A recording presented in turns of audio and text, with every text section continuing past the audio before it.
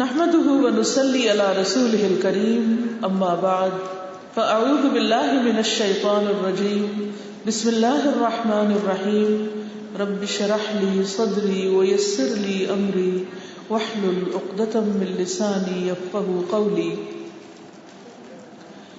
الحديث السادس عشر لا تغضب. عن ابي هريرة رضی اللہ عنہ ان رجلا قال للنبی صلی اللہ علیہ وسلم اوصنی قال لا تغضب فردد مرارا قال لا تغضب رواہ البخاری. اب حدیث سنیے. عن ابی ہریرہ رضی اللہ عنہ ان رجلا قال للنبی صلی اللہ علیہ وسلم اوصنی قال لا تغضب فردد مرارا قال لا تغضب رواہ البخاری. ابو ہریرہ رضی اللہ عنہ سے مروی ہے کہ ایک آدمی نے رسول اللہ صلی اللہ علیہ وسلم سے عرض کیا کہ آپ مجھے نصیحت فرمائیں، آپ مجھے کوئی نصیحت کریں. آپ نے فرمایا غصہ نہ کرو. اس نے کئی بار عرض کیا آپ مجھے نصیحت کریں. آپ نے فرمایا غصہ نہ کرو. یعنی اس شخص کو ایک ہی بات بار بار فرمائی. اس کا لفظی ترجمہ دیکھیے. ان ابی ہریرہ، ابو ہریرہ سے روایت ہے، رضی اللہ عنہ، اللہ تعالیٰ ان سے راضی ہو جائیں. انہوں نے یہ حدیث ہم تک پہنچائی رسول اللہ صلی اللہ علیہ وسلم سے سن کر. ان رجلا، کہ بے شک ایک شخص، قال، اس نے کہا، للنبی، نبی صلی اللہ علیہ وسلم سے، اوصنی، مجھے نصیحت کیجیے. قال، تو آپ نے فرمایا، لا تغضب، غضب نہ کرو، غصہ نہ کرو. فردد، تو اس نے دہرایا، مرارن، کئی بار، یعنی اپنا سوال کئی بار ریپیٹ کیا. قال، تو آپ نے فرمایا، لا تغضب، غصہ نہ کرو. یعنی آپ بار بار اس کو یہی فرماتے رہے. اب اس حدیث کو آپ عربی میں سنیے. عن ابی ہریرہ رضی اللہ عنہ ان رجلا قال للنبی صلی اللہ علیہ وسلم اوصنی قال لا تغضب فردد مرارا قال لا تغضب. اب دیکھیے کہ کتنی مختصر اور کتنی جامع نصیحت، چند لفظوں میں کتنی بڑی بات کہی کہ اگر وہ شخص اس پر عمل کر لے تو اس کی پوری زندگی تبدیل ہو جائے. بعض اوقات ہم لمبی لمبی باتیں کرتے ہیں لیکن سننے والوں کی زندگی میں کوئی تبدیلی نہیں آتی. اور دوسری طرف ہم دیکھتے ہیں کہ اللہ کے رسول صلی اللہ علیہ وسلم تھوڑی سی بات کرتے ہیں لیکن ان کی بات میں کتنا بڑا اثر ہے. اس حدیث کو اور روایتوں سے بھی ہمیں جاننے کا موقع ملا ہے. ابو ہریرہ رضی اللہ عنہ سے مروی ہے کہ ایک آدمی نبی صلی اللہ علیہ وسلم کے پاس آیا اور کہا، مجھے کسی ایک بات پر عمل کرنے کا حکم دے دیجئے، بس ایک بات بتا دیجئے، زیادہ باتوں کا نہیں، تاکہ میں اسے اچھی طرح سمجھ جاؤں. یعنی وہ ایک بات خوب اچھی طرح میرے پلے پڑ جائے. آپ نے فرمایا غصہ نہ کیا کرو. ایک اور روایت میں آتا ہے، احنف بن قیس سے مروی ہے، ایک مرتبہ ان کے چچا رسول اللہ صلی اللہ علیہ وسلم کے پاس آئے اور عرض کیا، مجھے کوئی ایک ایسی بات کہیں جو مجھے فائدہ دے اور وہ بات بھی مختصر ہو، چھوٹی ہو، تاکہ میں یاد رکھ سکوں. آپ نے فرمایا غصہ نہ کیا کرو، غصہ نہ کرو. مجھے امید ہے کہ یہ بات ہم سب بھی اچھی طرح یاد رکھ سکیں گے کیونکہ یہ بات رسول اللہ صلی اللہ علیہ وسلم نے فرمائی. تو انہوں نے اپنی درخواست کئی مرتبہ دہرائی کہ مجھے کوئی اور بات بتائیں. رسول اللہ صلی اللہ علیہ وسلم نے ہر بار یہی بات فرمائی کہ غصہ نہ کرو. اور یہ حدیث مسند احمد کی ہے. غصہ اگر دیکھا جائے تو ہر شر کو جمع کر لیتا ہے. یعنی جو شخص غصہ کرتا ہے، دل میں کرے یا زبان سے کرے یا پورے اپنے ایکشنز کے ساتھ غصہ ظاہر کرے، اگر دیکھا جائے تو ساری خرابیاں اس کے اندر جمع ہو جاتی ہیں. ایک غصہ سارے کام بگاڑ دیتا ہے. کیونکہ ایک اور موقع پر آپ نے فرمایا، جب ایک آدمی نے آپ سے پوچھا کہ مجھے کوئی نصیحت کیجیے، تو آپ نے فرمایا کہ غصہ نہ کرو. وہ شخص کہتا ہے کہ میں نے نبی صلی اللہ علیہ وسلم کے فرمان پر غور و فکر کیا کہ آپ نے یہ بات اتنی بار کیوں فرمائی ہے، تو مجھے یہ معلوم ہوا، میں اس نتیجے پہ پہنچا کہ غصہ ہر طرح کی برائی کو جمع کر لیتا ہے. یعنی جو شخص غصہ کرتا ہے اس میں ہر طرح کی برائی، اس میں بہت سارے شر ہیں، وہ صرف ایک شر نہیں ہے. اب اس کا کیا مطلب ہے کہ ہمیں غصہ آئے ہی نہ؟ وہ تو آئے گا، تو ہر ایک کو آتا ہے. تو لا تغضب کا مطلب یہ ہے کہ غصے کا اظہار نہ کرو، غصے پر عمل نہ کرو. یعنی جب آ جائے تو پھر اس کو اپنے رویے سے، اپنی شکل سے، اپنے ان تمام ایکشن سے ظاہر نہ کرو کہ جس سے دوسرے لوگوں پر آپ کا منفی اثر پڑے. اور اگر دیکھا جائے تو غصے سے بچنا اللہ کے غضب سے بچنا ہے. عبداللہ ابن عمر رضی اللہ عنہ سے مروی ہے کہ انہوں نے رسول اللہ صلی اللہ علیہ وسلم سے پوچھا، کون سی چیز مجھے اللہ تعالیٰ کے غضب سے بچا سکتی؟ یعنی انہیں اس بات کا ڈر لگتا تھا کہ کہیں اللہ تعالیٰ مجھ پہ ناراض نہ ہو جائے. تو آپ نے فرمایا غصہ نہ کیا کرو. اگر تم لوگوں پہ غصہ کرو گے تو اللہ کا غصہ تم پر ہوگا، کیونکہ وہ اللہ کی مخلوق ہے. یعنی ہم اپنے لیے تو اچھا چاہیں لیکن دوسروں کے لیے اچھا نہ چاہیں تو یہ کیسے ہو سکتا ہے کہ ہمارے لیے اچھا چاہا جائے، پھر کوئی ہمارے لیے اچھا چاہے. اور اگر ہم اللہ کی مخلوق کے ساتھ محبت کرنے والے نہیں، ہم اللہ کی مخلوق کی خیر اور بھلائی کرنے والے نہیں، تو پھر ہماری خیر و بھلائی کیسے ہو؟ تو دوسرے لفظوں میں جو شخص غصے کا اظہار کرتا ہے ناروا طور پر، اور خاص طور پر جہاں غصہ نہیں کرنا چاہیے، وہ صرف اپنے جذبات سے مغلوب ہو کر غصہ کر رہا ہے، تو حقیقت میں وہ اپنے لیے مصیبت کما رہا ہے. اس کی ذات سے پھر کہیں خیر و بھلائی نہیں پھوٹ سکتی. غصہ کیا ہے اصل میں؟ غصہ آگ کا ایک انگارہ ہوتا ہے جو شیطان انسان کے دل میں جا کے رکھ دیتا ہے. غصہ شیطان کی طرف سے ہوتا ہے. وہ کوئی ایک ایسی سوچ، کوئی خیال، کوئی وسوسہ، کوئی ایسی تھنکنگ آپ کے اندر ڈال دیتا ہے جس سے آپ اندر ہی اندر کھولنا شروع کر دیتے ہیں. آپ جلنے لگتے ہیں، غضبناک ہونے لگتے ہیں، گویا آپ خود جل رہے ہوتے ہیں. جب وہ ابال اتنا زیادہ ہو جاتا ہے جلنے کا کہ پھر آپ کے کنٹرول میں نہیں رہتا اس کو اندر رکھنا، تو وہ پھر باہر پھٹ پڑتا ہے، لاوا پھٹ جاتا ہے.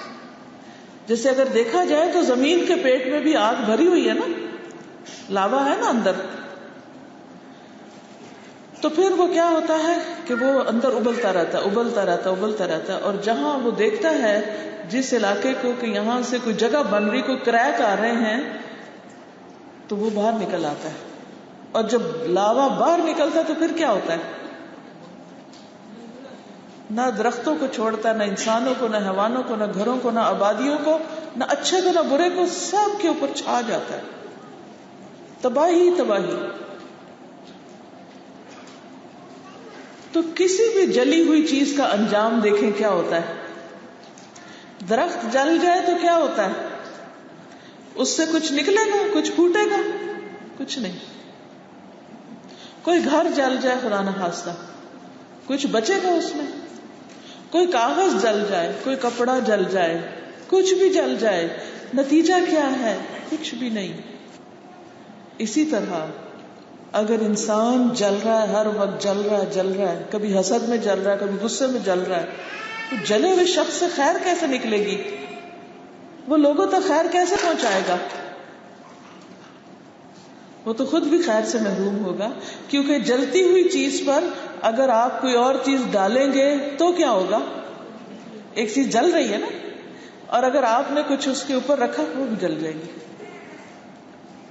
کوئی خیر نہیں نکلے گی، شر ہی شر اکٹھا ہوتا جائے گا.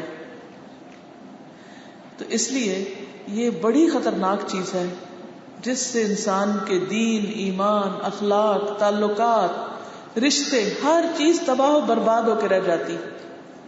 یہ بہت بڑی آفت ہے اور شیطان کا بہت بڑا وار. اس لیے ہم سب کو اپنے اپنے اوپر غور کرنا چاہیے، کسی اور کی بجائے خود پر توجہ دینی چاہیے کہ کہیں یہ بری بیماری ہمارے اندر تو نہیں، کہیں ہم تو نہیں ان لوگوں میں سے جو دن میں کئی دفعہ غصہ کرتے ہیں اور کئی دفعہ جل بن کے دوسروں کو جلی کٹی سنانے لگتے ہیں. کیونکہ جو جلا ہوا ہوگا وہ جلی کٹی سنائے گا نا، وہ اچھی بات تو نہیں کرے گا کسی سے. اور جب آپ کسی کے اوپر تیر پھینکیں گے جلنے والے، چاہے نگاہوں سے پھینکیں چاہے زبان سے پھینکیں، نتیجہ کیا ہوگا؟ دوسرے آپ سے خوش ہو جائیں گے؟ کبھی بھی نہیں، وہ بھی جلیں گے، وہ واپس حملہ کریں گے آپ پر. تو اس طرح ایسا انسان جو شیطان کے قابو میں ہوتا ہے، نہ وہ خود خوش رہتا ہے نہ وہ کسی اور کو خوش رکھ سکتا ہے. اس کی اپنی زندگی میں بھی کوئی خوشی نہیں ہوتی، وہ اپنی ہی آگ میں خود ہی جلتا کڑتا رہتا ہے اور وہ کسی کو بھی خوشی نہیں دے سکتا. اس لیے بہت ضروری ہے کہ نبی صلی اللہ علیہ وسلم کے اس حکم پر عمل کیا جائے، اور جو یہ حکم مان لے گا، اس پر عمل کر لے گا، وہ یقیناً اللہ کا پسندیدہ بنے گا. اور جو اللہ کے پسندیدہ بندے ہیں اللہ نے ان کے لیے جنت رکھی ہے. ابو درداء سے مروی ہے کہ ایک شخص نے رسول اللہ صلی اللہ علیہ وسلم سے کہا، میری رہنمائی کسی ایسے عمل کی طرف کر دے جو مجھے جنت میں داخل کر دے. میں جنت میں جانا چاہتا ہوں، کوئی کام بتا دیں کہ میں جنت میں جا سکوں. رسول اللہ صلی اللہ علیہ وسلم نے فرمایا، غصہ نہ کرو، تمہارے لیے جنت ہے. غصہ نہ کرو، تمہارے لیے جنت. اور یہ ایک حقیقت ہے کہ جو لوگ اپنے غصے پہ قابو رکھتے ہیں دنیا میں بھی ان کے آس پاس کے لوگ ان سے بڑے خوش رہتے ہیں، ان کے گھر بھی جنت ہوتے ہیں. وہ جہاں بیٹھتے ہیں وہ خوشیاں بکھیرتے ہیں، وہ خوش ہوتے ہیں، وہ محبت کرتے ہیں، محبت کیے جاتے ہیں. کیونکہ یہ بھی دو طرفہ ہوتی ہے نا. آپ کسی سے محبت نہ کرے تو کوئی آپ سے اللہ واسطے کی نہیں کرے گا. آپ کسی کو خوش نہ کرے تو کوئی آپ کو خوش نہیں کرے گا. یہ مکمل ہے. اللہ سبحانہ و تعالیٰ نے دنیا میں بیلنس ہی اس طرح رکھا کہ جیسا کرو گے ویسا بھرو گے، جو دو گے وہی ملے گا. کیونکہ معاملہ تو اس کے سامنے ہو رہا ہے نا. بعض اوقات بندوں کو نہیں پتا ہوتا کہ ہم ان کے ساتھ کیا کر رہے ہیں، لیکن اللہ کو پتا ہوتا ہے یہ کسی کے ساتھ کیا کر رہا ہے. وہ بندہ تو ہمیں کچھ نہیں کر سکتا، اس کو تو خبر بھی نہیں، لیکن اللہ کیا لکھا جاتا ہے کہ یہ کرنے والا دھوکے باز ہے یا مخلص انسان ہے، سچا ہے، کیسا ہے. پھر اللہ سبحانہ وتعالیٰ اس کے عمل کے مطابق اس سے معاملہ فرماتے ہیں. تو اس لیے ہم سب کو اللہ کی خاطر اپنی اصلاح کرنی چاہیے. اب آپ دیکھیے کہ اس حدیث کو تھوڑا سا مزید دیکھتے ہیں، کہ اس کے الفاظ کو دیکھتے ہیں کہ اس میں کس کس قسم کی بات ہو رہی ہے. پہلی بات تو یہ کہ ابو ہریرہ اس حدیث کے راوی ہیں اور کہتے ہیں کہ ان رجلا قال، ایک شخص نے کہا، نام نہیں بتایا، کوئی شخص آیا اور اس نے کہا. اس کی کیا وجہ ہو سکتی؟ نام کیوں نہیں بتایا؟ کیونکہ نام بتاتے تو ہو سکتا ہے کہ سب کو پتا چل جاتا، اچھا فلاں وہ بہت غصے والا تھا نا، اسی لیے آپ نے اس کو کہا غصہ نہ کرو. تو نام نہیں مینشن کیا. اور ویسے بھی آپ دیکھیے کہ نام سے کیا فرق پڑتا، کوئی بھی ہو سکتا ہے، اے بی سی. اصل چیز تو کام ہے نا، اصل چیز تو نصیحت ہے، مقصد ہے. اور بعض اوقات لوگ اس ریسرچ میں پڑ جاتے ہیں، اچھا یہ حدیث کس کے بارے میں ہے. کئی دفعہ ایسا ہوتا ہے نا کہ انسان کوئی ایسا واقعہ ذکر کرتا ہے کسی کا جس میں کسی کے لیے نصیحت ہوتی، کیونکہ قرآن مجید میں آتا ہے نا، فَقْصُصِ الْقَصَصَ لَعَلَّهُمْ يَتَفَكَّرُونَ. لوگوں کے سامنے قصے بیان کرو، واقعات بتاؤ، سٹوری سناؤ، تاکہ لوگ جو ہے وہ غور و فکر کریں. اور سمجھانے کا اور نصیحت کرنے کا یہ بھی ایک بڑا اچھا طریقہ ہوتا ہے کہ کسی کو کوئی کہانی سنا کے بات سمجھائی جائے. اچھا بعض اوقات لوگ کہانی سے ہٹ جاتے ہیں، وہ یہ سوچنے لگتے ہیں اچھا یہ کس کی بات ہے، بھلا کس نے کہا ہوگا، کہیں فلاں نے تو نہیں کہا، کہیں فلاں نے تو نہیں، یہ اس کی تو نہیں، اس کی تو نہیں، یعنی irrelevant باتوں کی طرف چل پڑتے ہیں. تو پہلی بات ہے کہ ان رجلن کی بات ہے، یعنی حدیث کو اگر آپ دیکھیں کاغذ کو، کہ ان رجلن قال للنبی صلی اللہ علیہ وسلم، کہ ایک آدمی نے نبی صلی اللہ علیہ وسلم سے کہا، اور آدمی کا نام ہمیں معلوم نہیں اور ضرورت بھی نہیں ہمیں. کیا کہا؟ اوصنی، آپ مجھے وصیت کیجیے. وصیت کیا ہوتی ہے؟ وصیت ہوتی ہے کسی شخص کو کسی اہم کام کا حکم دیا جائے. عموماً وصیت کون کرتا ہے؟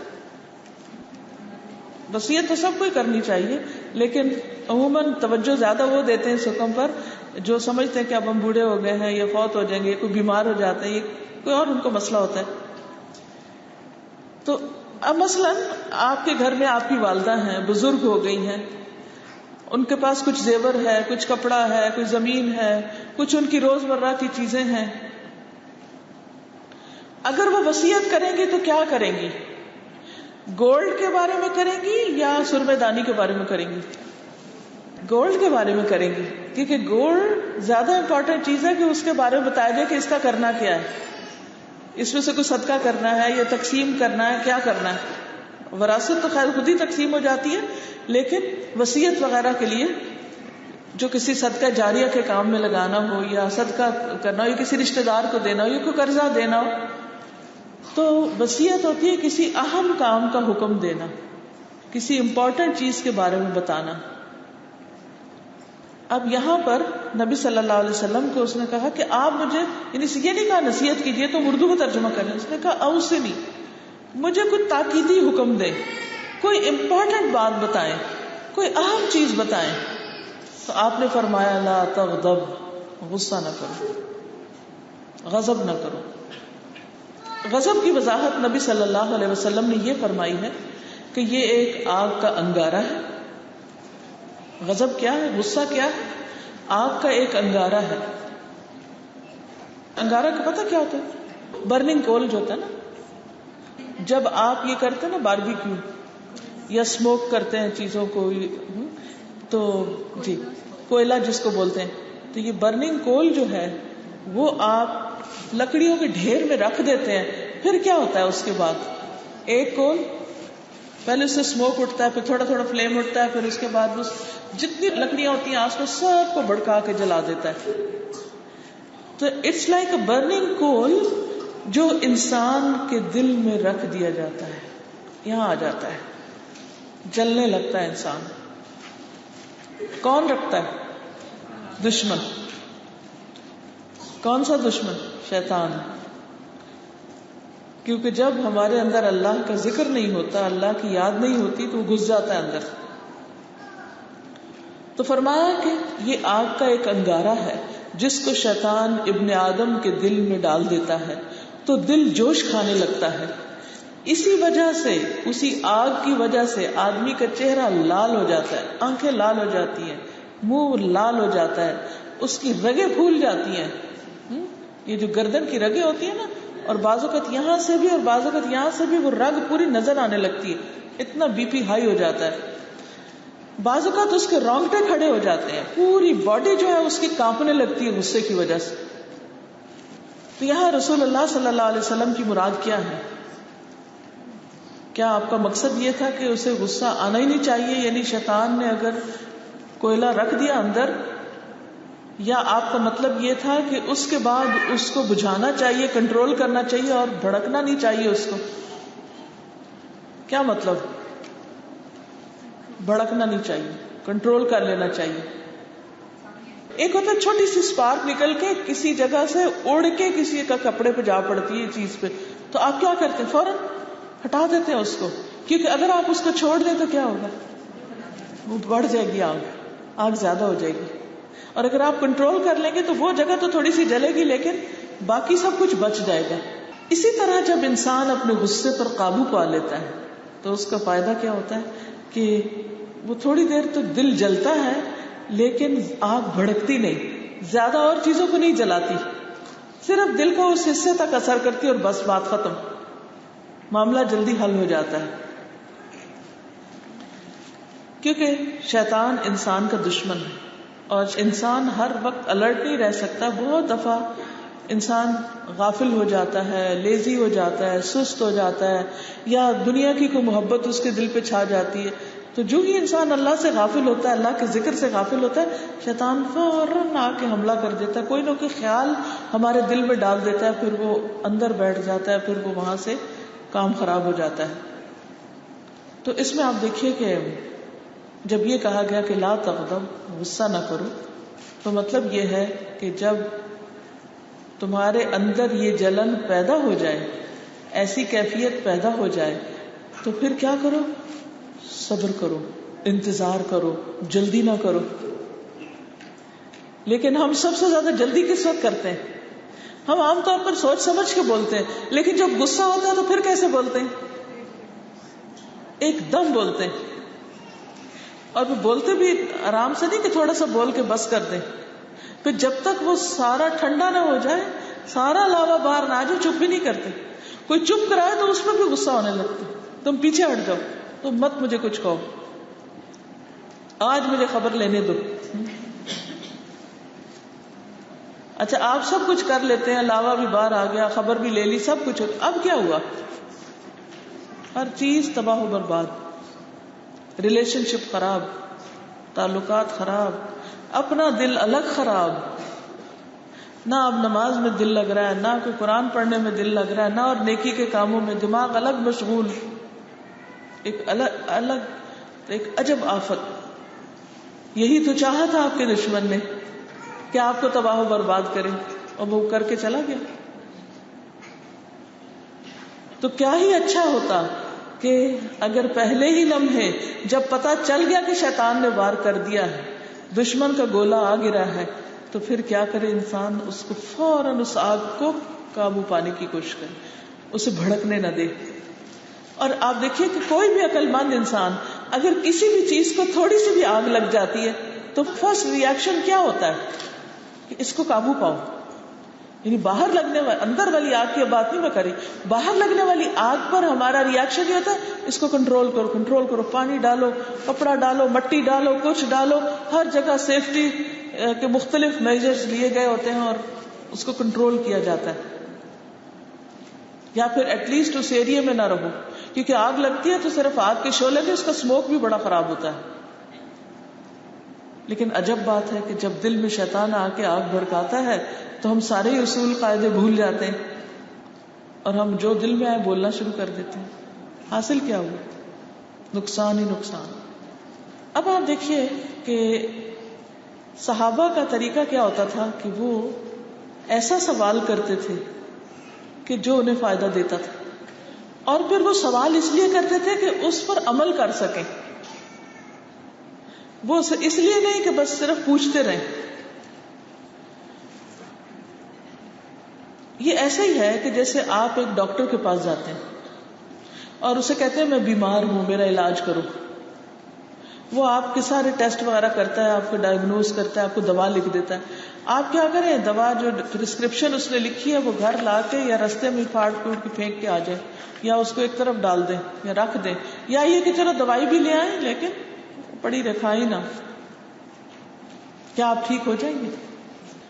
ہمارا حال بھی کیا ہے؟ ہمارا حال اس بیمار کا صحیح ہے کہ جو ڈاکٹر کے پاس بھی جاتا ہے، حل بھی پوچھتا ہے لیکن عمل نہیں کرتا.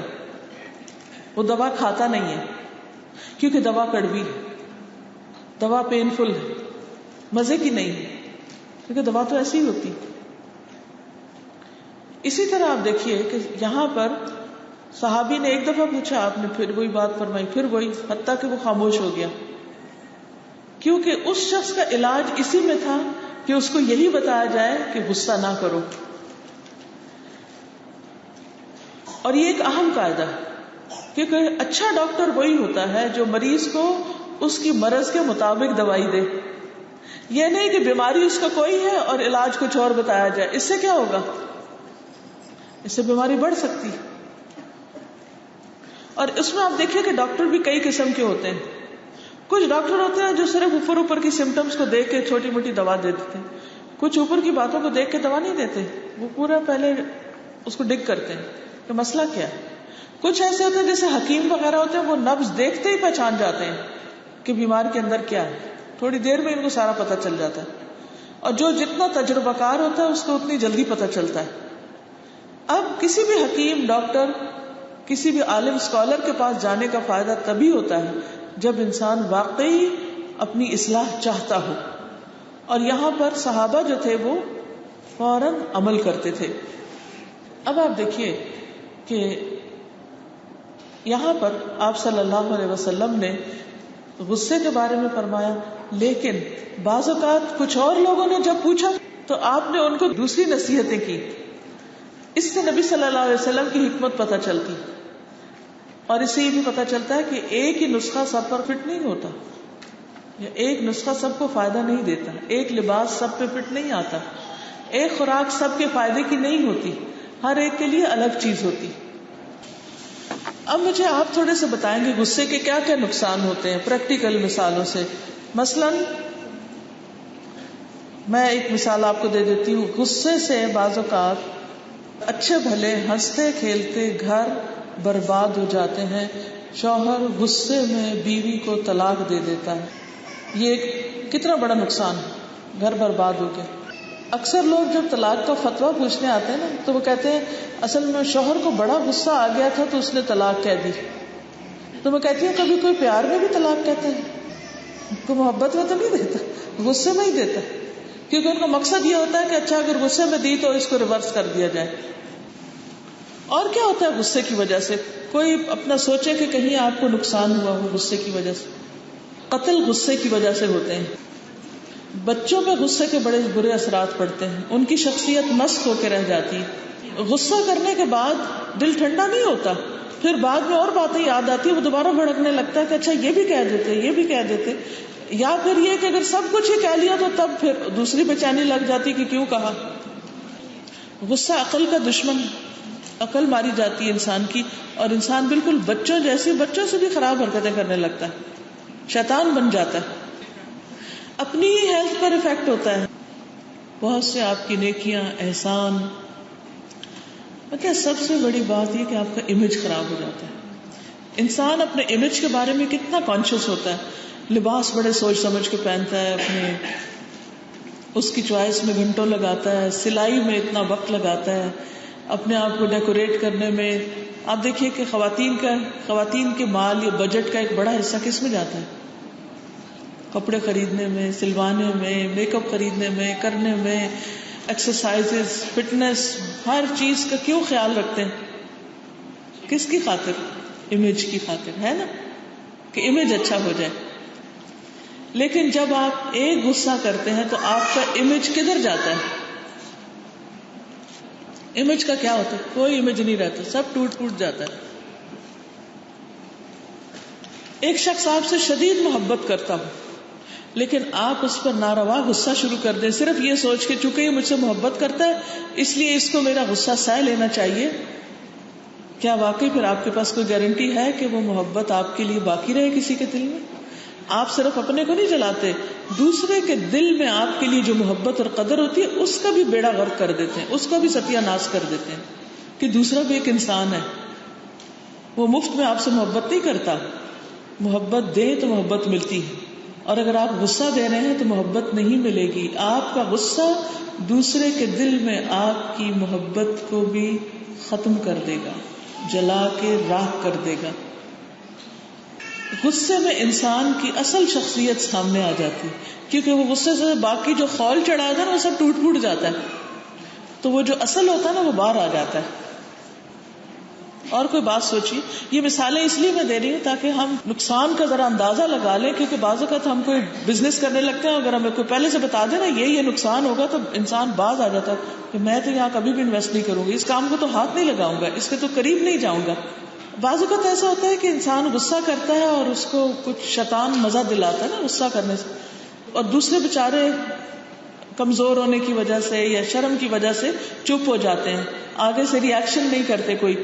تو انسان کو پھر بار بار کرنے کی عادت پڑ جاتی ہے. جی غصے سے چونکہ عقل ماری جاتی ہے تو ڈیسیژن بھی غلط ہوتے ہیں. بعض اوقات عورتیں گھر چھوڑ کے چلی جاتی ہیں, بچے اٹھائے گئے, ہم نہیں رہیں گے اس گھر میں, ٹھیک ہے. اب کیا ہوتا ہے جب غصہ ٹھنڈا ہوتا ہے پھر سمجھ آتی ہے کہ بڑا ہی غلط فیصلہ تھا, ساری زندگی پچھتاتے گزر جاتی. حاصل کیا ہوتا ہے؟ کچھ بھی نہیں. اور دوسرا شخص اپنا دروازہ بند کر لیتا کہ بس نو مور, انف. تو اس لیے اللہ کے رسول صلی اللہ علیہ وسلم نے ہمارے فائدے کے لیے ہمیں بتایا ہے لا تغضب, غصہ نہ کرو, کیونکہ اس میں ہمارا ہی نقصان ہے. اسی طرح بعض لوگ قسمیں کھا لیتے, میں تو اس سے بات نہیں کروں گا, میں تو اس کو یہ نہیں دوں گا, میں اس کو مار ڈالوں گا. یعنی غلط غلط وعدے, غلط غلط قسمیں اور غلط باتیں زبان سے نکلتی ہیں, جس کا نقصان یہ ہوتا ہے کہ اس کے بعد پھر آ کے کفارہ پوچھتے ہیں کہ اب میں نے غصے میں یہ قسم کھا لی تھی, اب کیا کروں. دوسرا یہ ہے کہ ایک اور بات یہ ہے کہ غصہ جو ہے یہ بد اخلاقی کی سب سے بڑی قسم ہے, سخت بد اخلاقی. اور ہمارا دین ہمیں برے اخلاق سے منع کرتا ہے, کیونکہ آپ نے جو فرمایا تھا کہ لا تغضب, تو اس کا مطلب یہ ہے کہ برے اخلاق کو چھوڑ دو, برا اخلاق اختیار نہیں کرو. پھر کریں کیا؟ اپنے آپ کو برداشت کا عادی بنائیں, غصہ برداشت کرنے کی اپنے اندر قوت پیدا کریں. مثلا آپ صلی اللہ علیہ وسلم کہیں جا رہے تھے تو ایک اعرابی پاس سے گزرا, بدو. اس نے کیا کیا, آپ کی گردن پر جو کپڑا تھا اس کو اتنے زور سے کھینچا کہ آپ کا نشان پڑ گیا.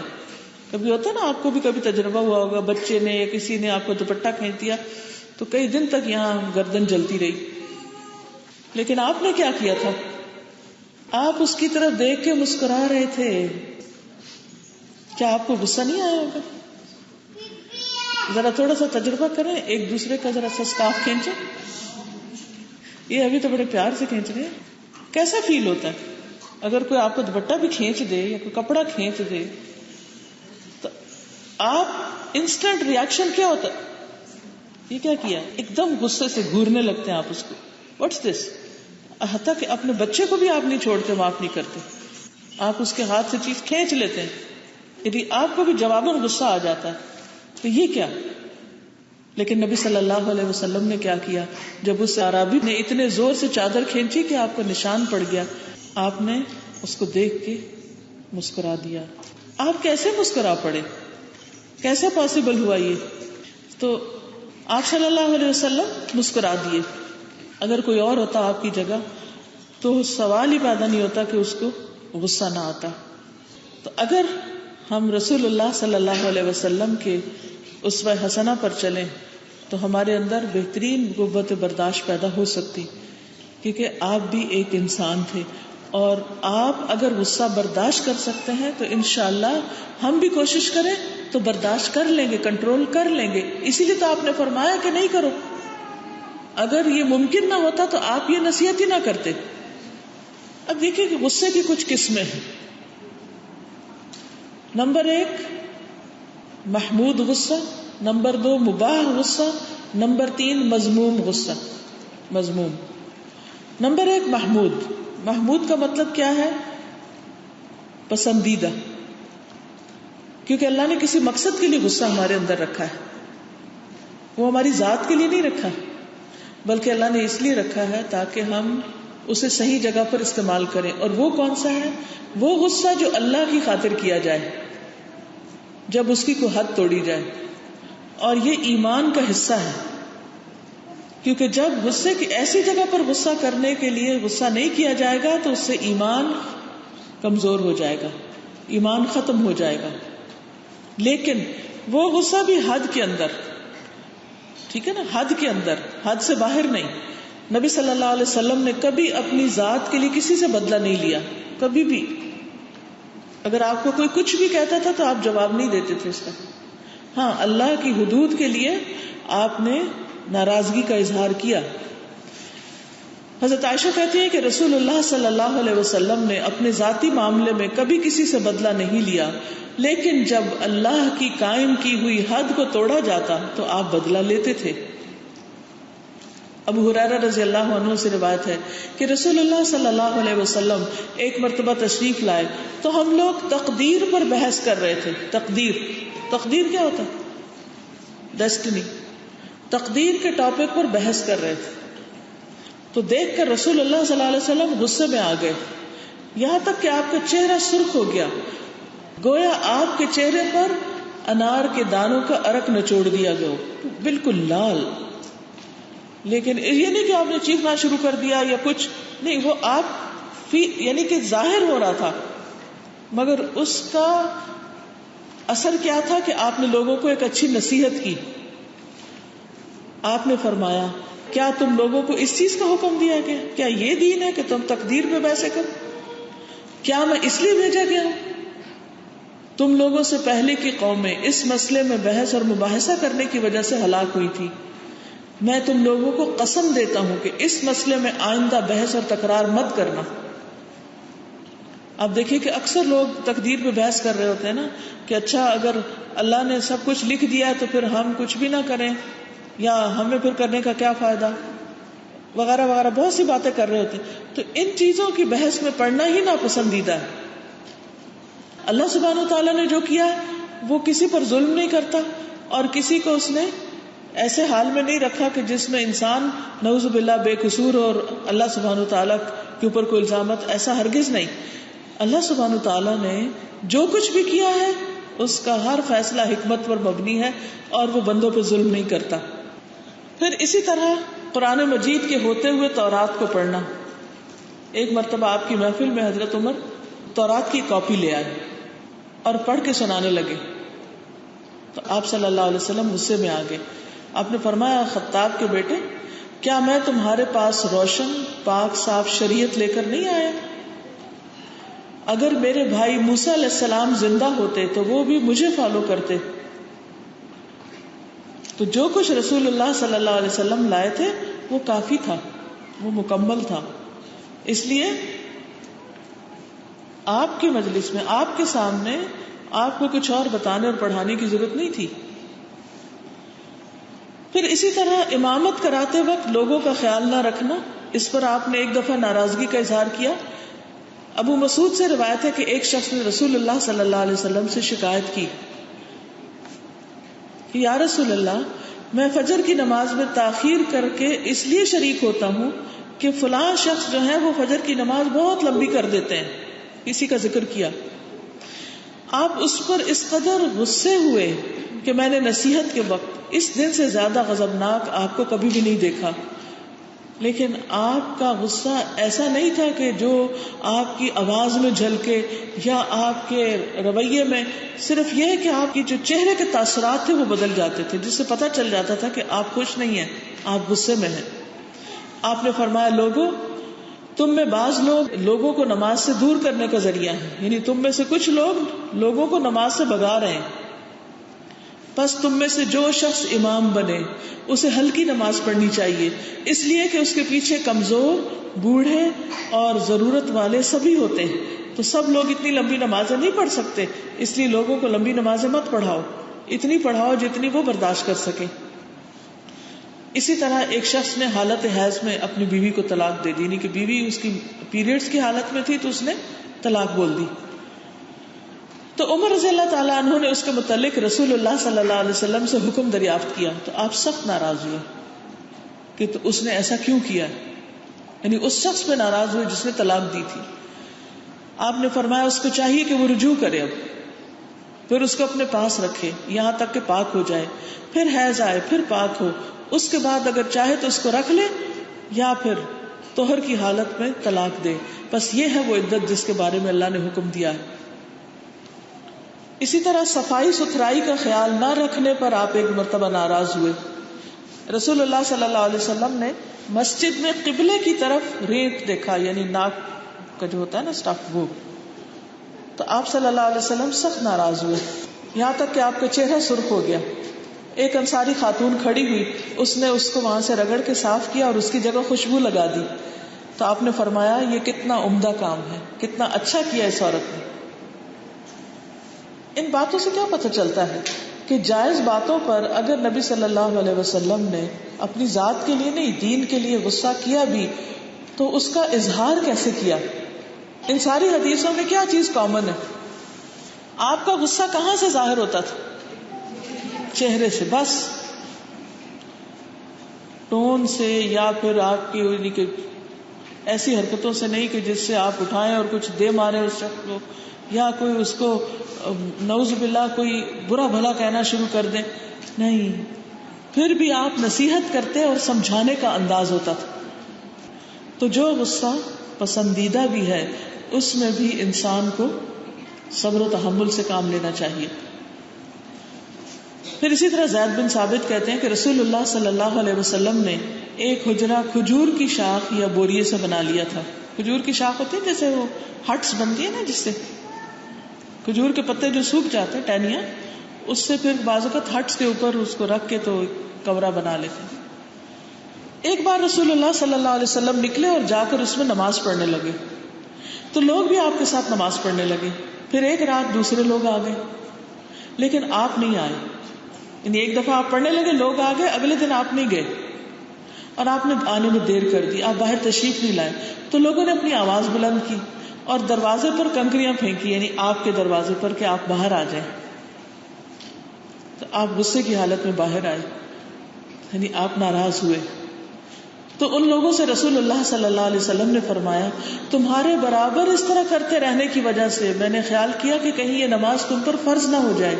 یعنی نفل نماز تھی، اس لیے تم اپنے گھروں میں نماز پڑھا کرو، کیونکہ فرض کے علاوہ دوسری جتنی بھی نمازیں ہیں وہ گھر میں پڑھنا زیادہ بہتر ہے. ٹھیک ہے نا؟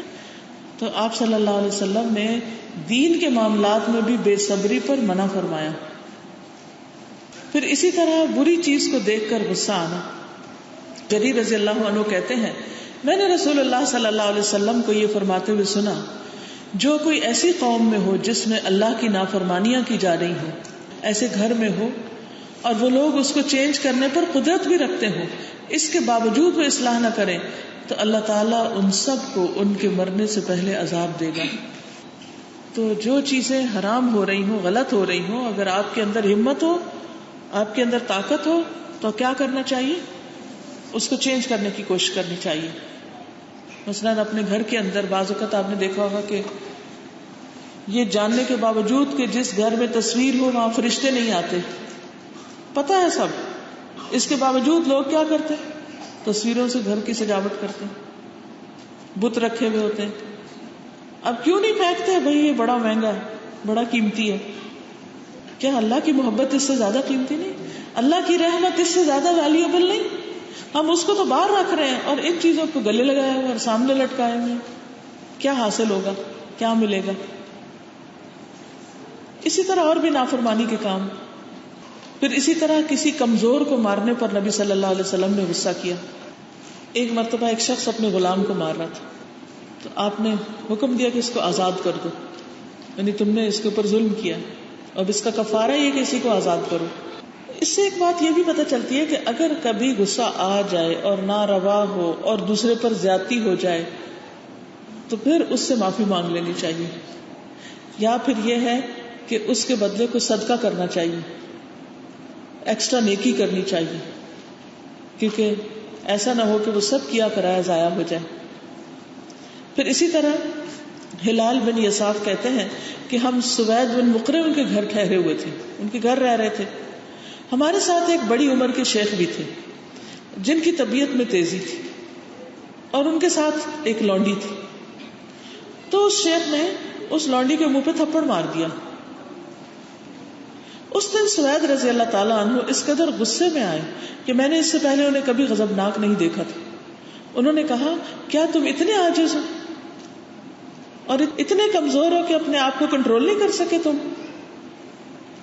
اور مارنے کے لیے تمہیں یہ عزت والا ایک چہرہ ہی ملا، یعنی کہ ایک عورت کو مارا تم نے.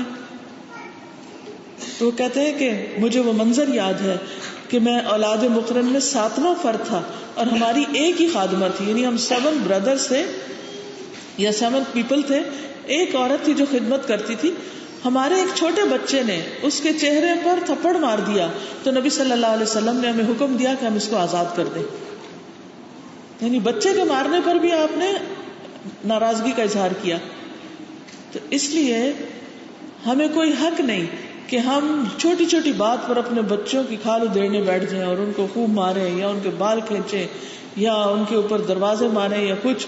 یا شوہر کو حق نہیں کہ وہ بیوی کے اوپر جیسے چاہے اس کو مار پٹائی اس کی شروع کر دے. نہیں، ہمیشہ انسان کو یاد رکھنا چاہیے کہ اوپر اللہ دیکھ رہا ہے جو سب سے بڑا ہے، اور وہ انتقام لینے والا ہے، وہ بدلہ لینے والا ہے. کسی پہ غصہ کر کے اور کسی پہ ظلم کر کے انسان کہیں بھاگ کے نہیں جا سکتا. تو اس سے کیا پتہ چلتا ہے کہ جائز غصہ کس چیز پر کر سکتے ہیں اور کتنا کر سکتے ہیں، کہ ذات کے لیے نہیں.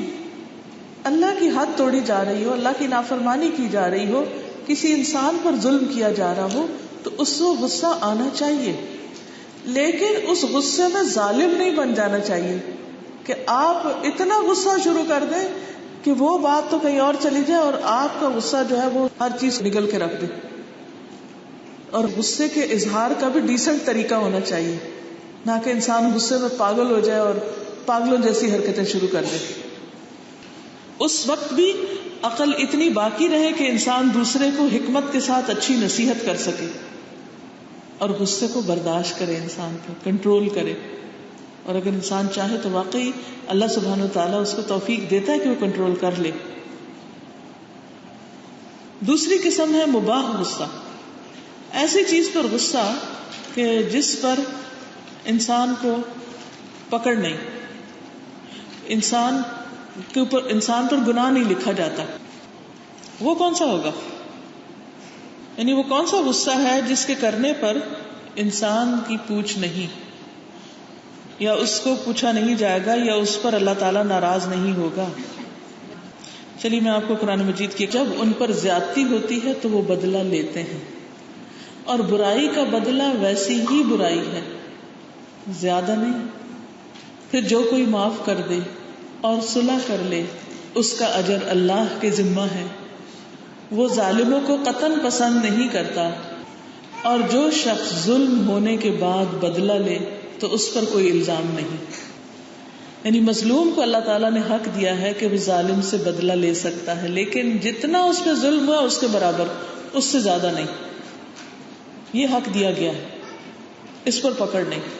لیکن پھر بھی اگر کوئی معاف کر دے تو اللہ سبحانہ تعالیٰ کو معاف کرنے والے لوگ بہت پسند ہیں کہ اس سے جھگڑا مزید نہیں بڑھتا. پھر اب اس سلسلے میں ہمیں نبی صلی اللہ علیہ وسلم کی زندگی سے کچھ مثالیں ملتی.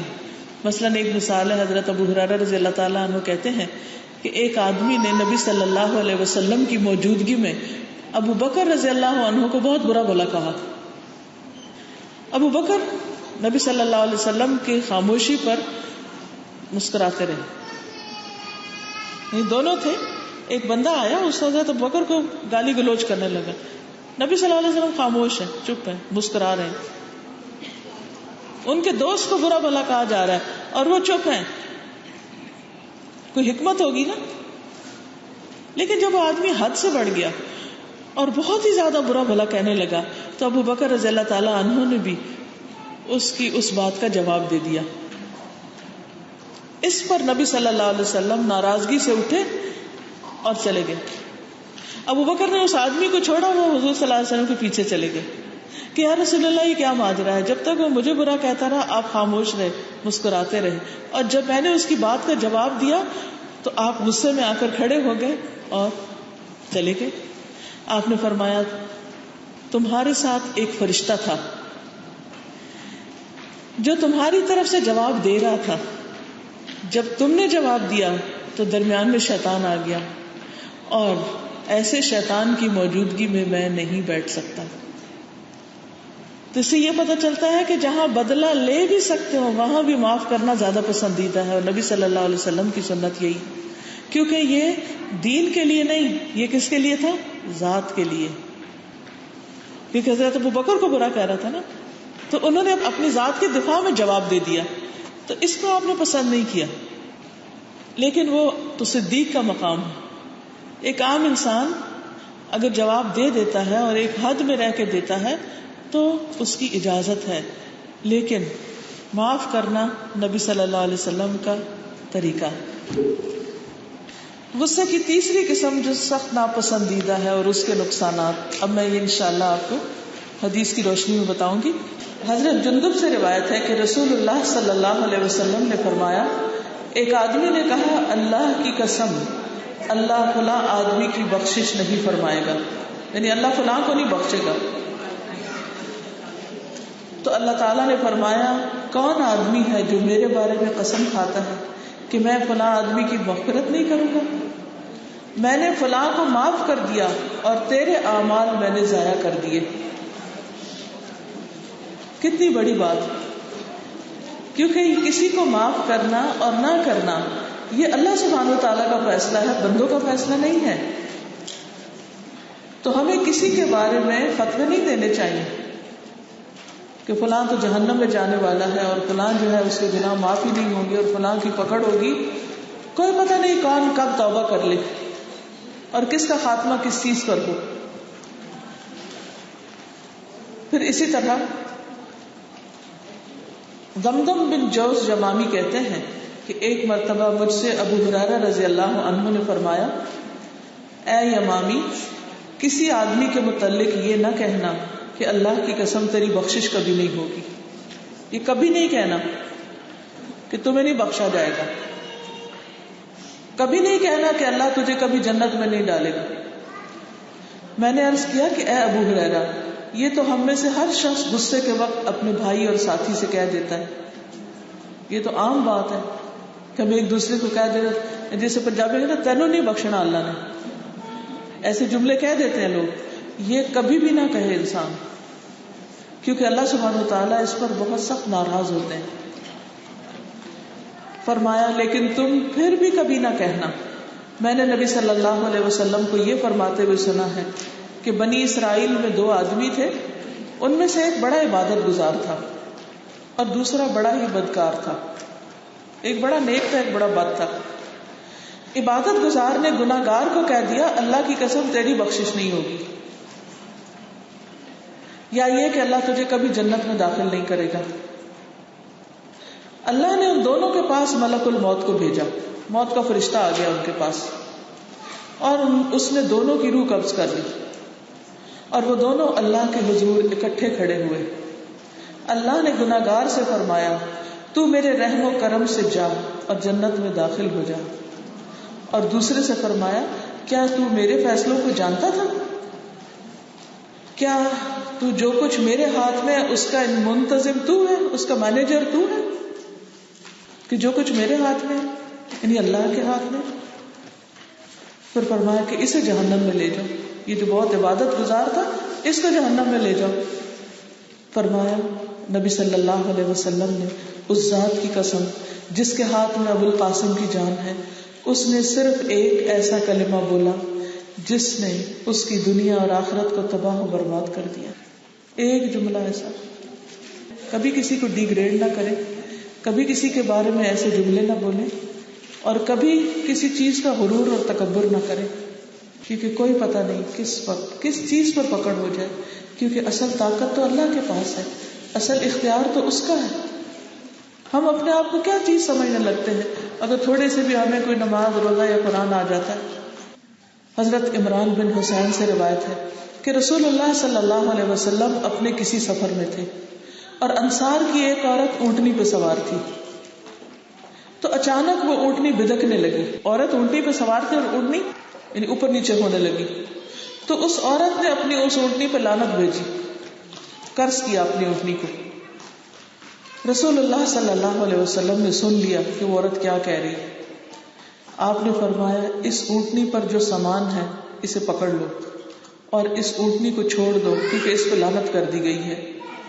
حضرت عمران فرماتے ہیں گویا میں اب بھی یہ دیکھ رہا ہوں کہ وہ اونٹنی لوگوں کے درمیان چل پھر رہی ہے اور کوئی آدمی اس کو چھیڑتا نہیں، پکڑتا نہیں.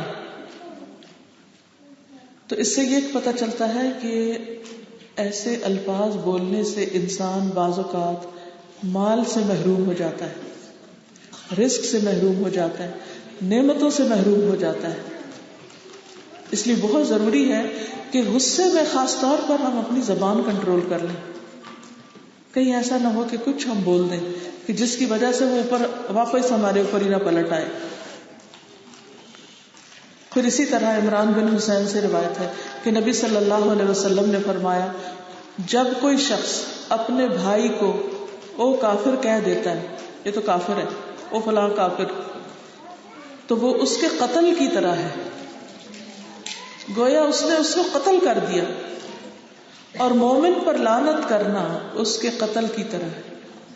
مومن مومن پہ لعنت نہیں کرتا، کسی کے اوپر ایسی بات نہیں کرتا، اور کسی کی عزت پر بھی بات نہیں کرنی چاہیے کہ کسی کے بارے میں سنی سنائی باتوں کی وجہ سے اس پہ کوئی جھوٹے الزام انسان لگا دے کہ فلاں ایسا نہیں کرتا، فلاں ایسا نہیں کرتا، کیونکہ اللہ سبحانہ و تعالیٰ سب کچھ دیکھ رہا ہے، وہ سب کے حالات جانتا ہے، سب کو سنتا ہے۔ کہیں ایسا نہ ہو کہ اس کی تو بخشش ہو جائے جس کو ہم کچھ سمجھ رہے ہیں کافر، اور کہنے والا پکڑ میں آ جائے۔ کیونکہ ہوتا پتہ کیا ہے، جب انسان کسی کی برائی کرتا ہے نا، تو جو برائی کر رہا ہوتا ہے نا، اس کے لفظوں اور اتنے ہی ایکشنز کے مطابق اس کی جو نیکی ہے وہ اس کو ملنے لگتی ہے جس کی وہ برائی کر رہا ہوتا ہے۔ اب کیا ہے، اس نے تو برائی کر کے اپنی نیکی ادھر بھیج دی، اور وہ بیچارہ جو گناہگار تھا اس کو مفت کی نیکیاں ملی، وہ پہنچا جنت میں، اور یہ اس کی ہو گئی پکڑ گیا تو خالی ہو گیا۔ تو غصہ اتنی خطرناک چیز ہے، اور کسی کی غیبت کرنا، کسی کے بارے میں منفی باتیں کرنا، کسی کو برا بھلا کہنا، کسی کو حقیر سمجھنا، یہ کوئی معمولی جرائم نہیں ہے۔ کیونکہ بعض اوقات ہوتا ہے نا، ہمارا کسی سے اختلاف ہو جاتا ہے یا کوئی ہمیں کچھ کہہ دیتا ہے، پھر ہم اس کے بارے میں اپنے دل میں کوئی گرج رکھ لیتے ہیں، کوئی بغض رکھ لیتے ہیں، کینہ رکھ لیتے ہیں، اور پھر جہاں کہیں اس کی تعریف ہو رہی ہو وہاں فوراً بولتے نہیں نہیں تمہیں کیا پتا، مجھے پتا، میں بتاتی ہوں، تم جو بڑے اس کے شدائی ہے، میں بتاتی ہوں وہ کون ہے۔ یہی تو حسد ہے، اور یہی سے تو خرابیاں شروع ہوتی ہیں، کیونکہ انسان کے اندر یہ بڑی کمزوری ہے کہ وہ اپنے آپ سے بڑی محبت کرتا ہے، اور جب اس کی ذات پر کسی چیز کی زد پڑتی ہے، کوئی حرف آتا ہے، تو فوراً پھر وہ ڈیفینسو ہو جاتا ہے، اور یہاں سے ہی خرابیاں شروع ہوتی۔ اسی وجہ سے پھر انسان کو اپنا کوئی عیب نظر نہیں آتا، وہ سارے عیب صرف دوسروں میں تلاش کرتا رہتا ہے۔ حالانکہ اگر انسان دوسرے کی خوبیاں تلاش کرے اور اپنی غلطیاں تلاش کرے تو اس کے لیے جینا بھی آسان ہو، دوسرا یہ کہ اس کے ساتھ تعلقات بھی اس کے اچھے ہو جائیں۔ پھر اسی طرح یہ ہے کہ بعض اوقات غصے میں انسان اپنے آپ کو برا بھلا کہنے لگتا ہے۔ کئی لوگ کہتے ہیں ہائے میں مر جاؤں، فلاں ہو جائے، ایسا ہو جائے، ویسا، خود کو لعنت ملامت کرنے لگتے ہیں۔ تو یہ بھی سخت ناپسندیدہ ہے۔ ہماری زندگی ہمارے پاس ایک امانت ہے، ہمیں حق نہیں دیا گیا کہ ہم اپنے آپ کو قتل کر ڈالیں یا سوئسائڈ کریں۔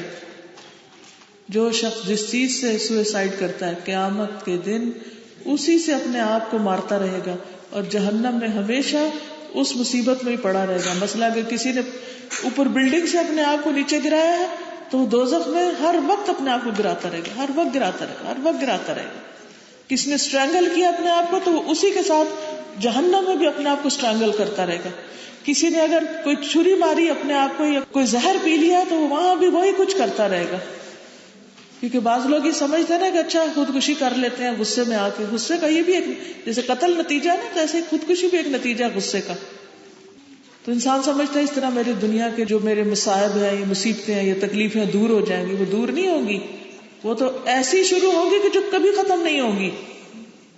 تو مومن تو سوچ بھی نہیں سکتا، جس کا آخرت پر ایمان ہے اور جو جانتا ہے کہ آخرت کتنی بڑی چیز ہے اور جہنم کتنی بڑی بلا ہے، وہ تو ایسی کسی بات کی سوچ بھی نہیں آ سکتی اس کو۔ وہ بڑی سے بڑی تکلیف برداشت کر لے گا، لیکن وہ خودکشی کی نہیں سوچے گا۔ اس کے ذہن میں خیال بھی نہیں آئے گا، اگر شیطان ڈالے بھی تو فوراً اس کا نکالے گا کہ یہ تو کوئی حل ہی نہیں ہے مسائل کا، یہ تو مسائل سے فرار ہے۔ چلو انسان دنیا میں اگر ایک چیز سے بھاگ کے دوسری کی طرف جاتا ہے تو وہاں کوئی سکھ پائے تو فائدہ، اور اگر ایک چیز سے بھاگ کے اس سے زیادہ مصیبت میں جا گرتا ہے، یہ تو ایسے ہی کہ جیسے کوئی شخص کسی اونچی چھت پہ کھڑا ہو اور کسی سے بھاگ کے اور چھت کے کنارے جا پہنچے اور وہاں سے نیچے چھلانگ مار دے۔ تو آپ دیکھیں کہ وہ اوپر والی مصیبت بڑی تھی یا نیچے گر کے جان دینے والی بڑی۔ اس لیے انسان کو ہمیشہ محتاط رہنا چاہیے اور ہمیشہ اپنے اعمال کا جائزہ لیتے رہنا چاہیے، اور خاص طور پر جب انسان کسی اور پہ لعنت کرتا ہے تو وہ لعنت خود اس کے اپنے اوپر پلٹ کے آتی ہے۔ کیونکہ ہوتا ہے کہ جب قرض کرتا ہے نا انسان کسی کو، چاہے اپنے بچوں کو کر رہا ہو یا کسی کو بھی کر رہا، حتیٰ کہ جانور کو بھی کر رہا، تو اگر وہ اس کا مستحق ہے تو اس پہ پڑ جائے گی، اگر اس کا مستحق نہیں تو وہ آسمان کی طرف اٹھے، کوئی نہیں، واپس جس نے بولا گا اس کے اوپر آ کے پڑے گی. تو کسی کو قرض کرنا دراصل اپنے آپ کو قرض کرنا ہے کہ فلاں کے ہاتھ ٹوٹے، فلاں مر جائے، فلاں ایسا ہو، فلاں ایسا. ایسی باتیں غصے میں کبھی بھی نہیں نکالنی چاہیے. بعض لوگ اپنے بچوں کو برا بھلا کہتے ہوئے ان کو بد دعائیں دینے لگتے ہیں. کتنا بھی غصہ ہو بچوں پر، اپنی زبان بس روک لے، کیونکہ وہ اٹھ گئی نا، وہ دعا قبول ہو گئی نا، تو پھر روئیں گے بھی خود ہی. تو تھوڑی دیر کی بات ہے، بند کر لیں اپنے اس ابلتے دل کو. نبی صلی اللہ علیہ وسلم نے فرمایا اپنی جانوں کے خلاف بد دعا نہ کیا کرو، نہ اپنی اولاد کے خلاف بد دعا کیا کرو، نہ ہی اپنے مال کے خلاف بد دعا کیا کرو، کیونکہ ممکن ہے وہ بد دعا ایسے وقت میں مانگی جائے جب اللہ تعالیٰ سے کچھ مانگا جاتا ہو اور وہ تمہیں عطا کرنے کے لیے تمہاری دعا قبول کر لے. یعنی بعض گھڑیاں ایسی ہوتی ہیں نا جو اسپیشل آفر کہ اس وقت جو بھی دعا کرے گا ان سب کی قبول ہو جائے گی. تو ایسا نہ وہ گھڑی ہو اور تم اس وقت وہ مانگو کہ جس سے مصیبتوں کے دروازے کھل جائیں، انلمیٹڈ پریشانیاں آگے آ جائیں. تو اس لیے بہت ضروری ہے کہ انسان اس چیز سے بچ کے رہے. غصے کا ایک اور بہت بڑا نقصان ہوتا ہے کہ انسان کسی کی نصیحت نہیں سن سکتا. کوئی اگر اس کو سمجھانے کی کوشش کرے تو وہ سن کے نہیں دے گا. ایک دفعہ ایک صحابی تھے تو وہ اپنے غلام کو مار رہے تھے، تو غصے میں تھے. پیچھے سے نبی صلی اللہ علیہ وسلم آ گئے، انہوں نے آواز دی تو وہ کہتے ہیں میں اتنے غصے میں تھا مجھے سمجھ نہیں آئی کس کی آواز ہے. نبی صلی اللہ علیہ وسلم قریب آ گئے تو انہیں سمجھ آئی کہ آپ فرما رہے تھے جان لو ابو مسعود، جان لو ابو مسعود. صرف اتنا فرمایا، ریممبر ریممبر. انہوں نے کوڑا ڈال دیا تو آپ نے فرمایا جان لو اے ابو مسعود، اللہ تم پر زیادہ قدرت رکھتا ہے تمہاری اس غلام پر قدرت سے، یعنی جتنی تم اس کو کنٹرول کر سکتے ہو اللہ کا کنٹرول اس سے زیادہ ہے تم پر. کہتے ہیں میں نے عرض کیا میں اس کے بعد کبھی کسی غلام کو نہ ماروں گا، آج کے بعد تو میں یہ غلطی کبھی بھی نہیں کروں گا. اور صحابہ اپنے وعدے میں بڑے سچے تھے. جو ایک دفعہ کہتے تھے اب نہیں کروں گا وہ واقعی نہیں کرتے تھے. ہم 10 دفعہ کہتے ہیں اب نہیں کروں گا، تھوڑے دن کے بعد پھر وہی حرکت شروع کر دیتے ہیں. پھر غصے کے وقت کرنا کیا چاہیے؟ یعنی بد دعائیں نہیں دینی، گالیاں نہیں دینی، مارنا نہیں کسی کو، ظلم نہیں کرنا، زیادتی نہیں، یہ تو سمجھ آ گئی کیونکہ اس کے بڑے سخت نقصان ہیں. کری کیا پھر؟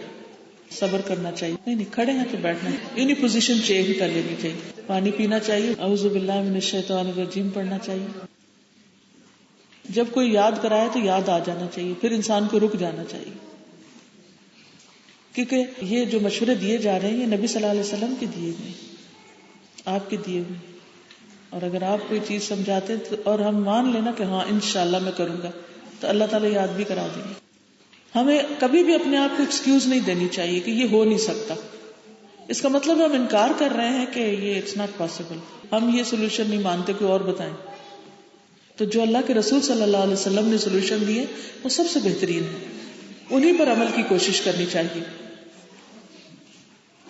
جیسے پیچھے میں نے آپ کو بتایا نا کہ نبی صلی اللہ علیہ وسلم کی چادر کھینچی گئی تو آپ نے اس کو کنٹرول کر لیا غصے کو، اور آپ مسکرانے لگے، اسمائل کرنے لگے. زیادہ زیادہ کیا ہوتا تھا؟ آپ کے چہرے سے اظہار ہوتا تھا، آپ کا رنگ بدل جاتا تھا. عبداللہ کہتے ہیں کہ نبی صلی اللہ علیہ وسلم حسب دستور مال غنیمت تقسیم کر رہے تھے، سب کو دے رہے تھے حصہ.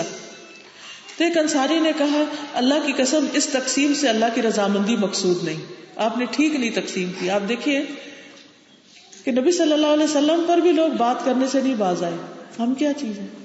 میں نے کہا کہ میں نبی صلی اللہ علیہ وسلم سے ضرور اس بات کو کہوں گا. چنانچہ میں آپ کی خدمت میں حاضر ہوا. اس وقت آپ اپنے صحابہ کے سامنے بیٹھے ہوئے تھے. میں نے چپکے سے آپ کو بتایا تو آپ پر بہت شاک گزرا، آپ کو بہت تکلیف ہوئی، لیکن آپ کے چہرے کا رنگ بدل گیا. آپ غصے میں تھے، یہاں تک کہ میں نے سوچا کاش میں آپ کو نہ بتاتا. آپ نے فرمایا اب دیکھیے غصے میں آنے کے باوجود کیسے کنٹرول کیا. آپ نے فرمایا موسیٰ علیہ السلام کو اس سے زیادہ تکلیف دی گئی تھی لیکن انہوں نے صبر کیا. یعنی ایسے موقع پر کیا کرنا چاہیے؟ کسی ایسے کی بات یاد کر لینی چاہیے کہ جس سے انسان کو تسلی ہو جائے. مثلاً آپ پر کوئی جھوٹا الزام لگا دے تو آپ کو سوچنا چاہیے حضرت عائشہ رضی اللہ تعالیٰ عنہ پہ کیسا الزام لگا دیا گیا تھا جس کی کوئی حقیقت نہیں تھی. تو میں کون ہوں؟ میں تو ایک عام لڑکی. اگر کوئی آپ کو کہے کہ آپ جو کچھ کر رہی ہیں یہ کوئی اللہ کے لیے نہیں کر رہی، دنیا کمانے کے، مطلب مجھے کوئی کہہ دے کہ یہ جو آپ پڑھاتی پھر رہی ہیں یہ تو اپنی دنیا کی خاطر کر رہی ہیں، آخرت کے لیے نہیں کر رہی، اس کو پتا ہے یہ مجھے پتا ہے، مجھے پتا ہے نا.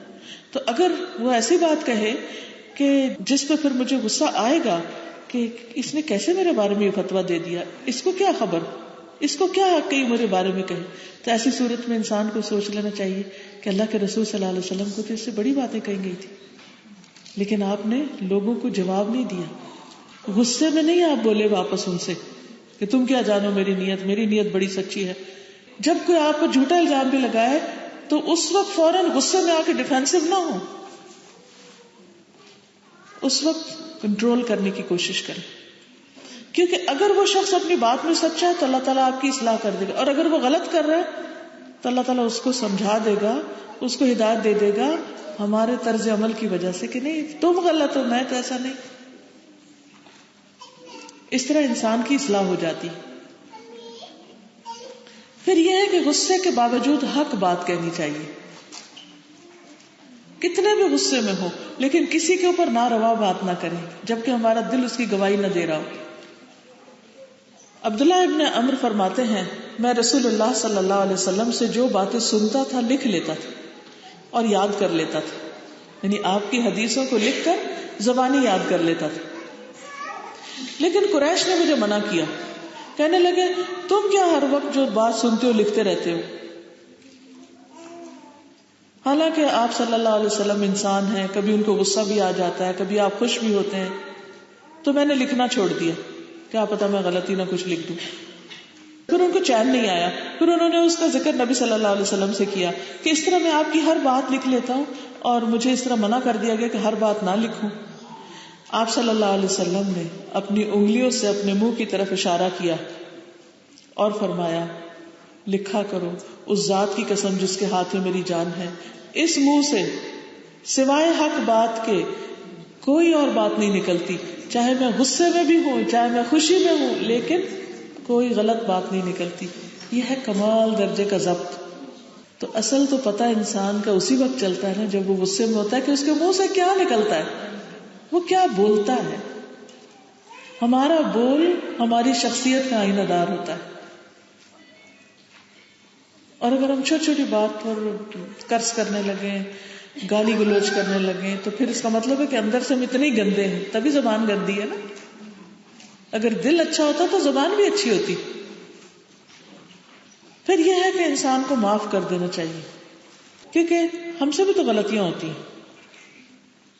سورۃ الشورى میں اللہ سبحانہ وتعالیٰ فرماتے ہیں، آیت نمبر 37 ہے، اور وہ لوگ جو بڑے گناہوں سے اور بے حیائیوں سے بچتے ہیں اور جب بھی غصے میں ہوتے ہیں وہ معاف کر دیتے ہیں. یعنی اس کے باوجود کہ وہ غصہ ظاہر کر سکتے ہیں لیکن وہ معاف کر دیتے ہیں.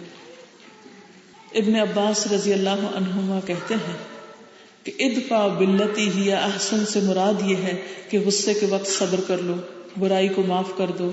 جب لوگ ایسے اخلاق اختیار کریں گے تو اللہ تعالیٰ ان کو ہر آفت سے بچائے گا، ہر آفت سے، اور ان کے دشمن بھی عاجز ہو کر ان کے دلی دوست بن جائیں گے. ہم میں سے کون یہ نہیں چاہتا کہ وہ ہر مصیبت سے بچ جائے، ہر آفت سے بچ جائے، لیکن کیسے بچ سکتے ہیں؟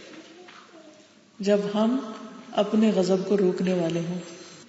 نبی صلی اللہ علیہ وسلم نے فرمایا جو آدمی معاف کر دیتا ہے اللہ تعالیٰ اس کی عزت میں اضافہ ہی کرتا، اس کی عزت بڑھاتا جاتا ہے، اس کے درجے بلند ہوتے جاتے ہیں. ہم کہتے ہیں نا کب تک صبر کریں، بڑا مشکل ہے، اب صبر نہیں کر سکتے، اب تو میں بھی جواب دینے لگ گئی ہوں، اب تو میں بھی اسی طرح کی بات کرتی ہوں جیسے کوئی مجھ سے کرتا ہے. پھر آپ دل تو نہیں جیت سکتے، آپ کا اخلاق تو اچھا نہ ہوا، آپ تو خود ہی اقرار کر رہے ہیں کہ آپ بد اخلاق انسان ہو گئے، اور بلیم دوسرے کو پھر بھی دے رہے ہوتے ہیں اس نے مجھے بد اخلاق کیا. حالانکہ کنٹرول آپ کا اس کے ہاتھ میں نہیں ہونا چاہیے، اپنے ہاتھ میں ہونا چاہیے.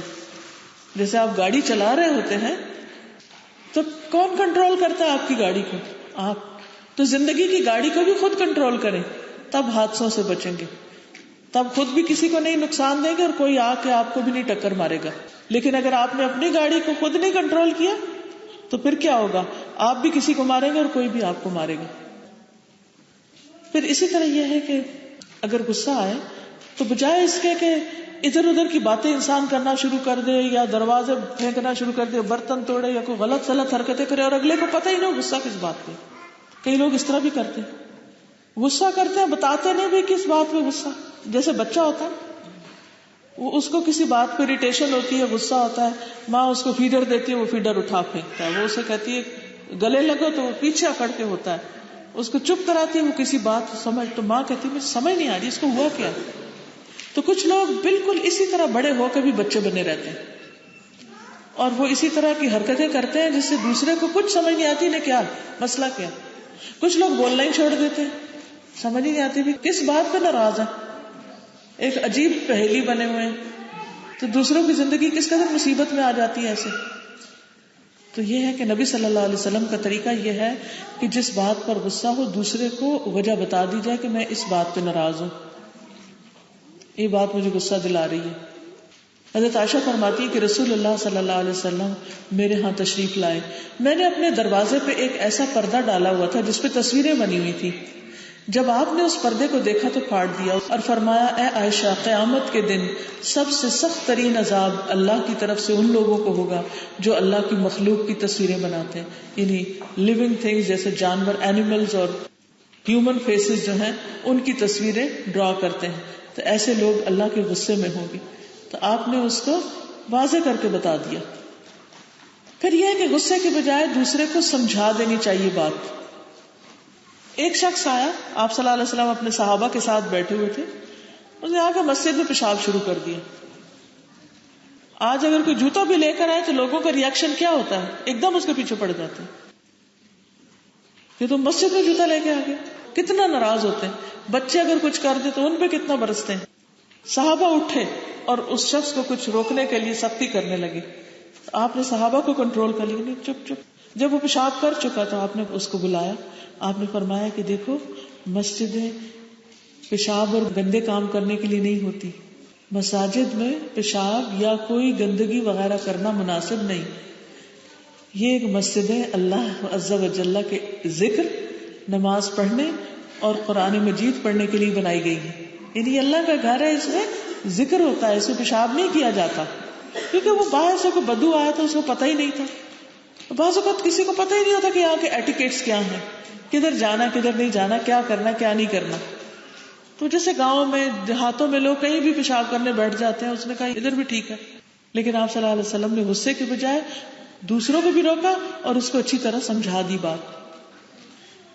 پھر اسی طرح بعض اوقات کوئی لا علم ہوتا ہے، ناسمجھ ہوتا ہے، وہ ایسا سوال کر لیتا ہے کہ جو بہت ہی پریشان کرنے والا ہوتا ہے. ایسی صورت میں بھی انسان کو صبر و تحمل سے کام لینا چاہیے، بد زبانی اور لام تان نہیں کرنا چاہیے. کیونکہ نبی صلی اللہ علیہ وسلم نے فرمایا مومن لام تان کرنے والا فحش گو اور بےہودہ گو نہیں ہوتا، کوئی بےہودہ بات نہیں کرتا. یہ ایمان کی علامت ہے، ایمان کی پہچان ہے. حضرت عائشہ فرماتی ہیں کہ رسول اللہ صلی اللہ علیہ وسلم نہ فحش گو تھے، نہ لڑنے جھگڑنے والے تھے، نہ بازاروں میں شور کرتے تھے، نہ برائی کا بدلہ برائی سے دیتے تھے. آپ معاف کرنے والے اور درگزر کرنے والے تھے.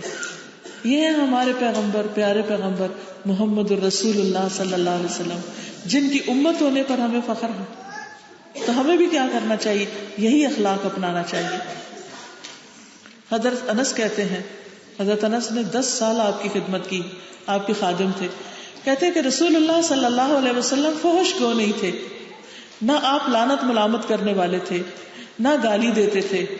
آپ کو بہت غصہ آتا تو صرف اتنا کہتے اسے کیا ہو گیا، اس کی پیشانی خاک آلود ہو. یعنی ایک محاورہ بول دیتے تھے، یہ what's wrong with this person، بس that's it. پھر اسی طرح یہ ہے کہ کبھی بھی ہاتھ نہ چلائیں. یعنی بد دعائیں دینا اور گالیاں دینا تو ایک طرف کبھی کسی پہ ہاتھ نہ اٹھائیں غصے میں. نبی صلی اللہ علیہ وسلم نے اپنی ذات کے لیے کبھی کسی کو مارا نہیں, نہ کسی عورت کو, نہ کسی غلام کو, نہ کسی کمزور کو, کسی کو بھی نہیں.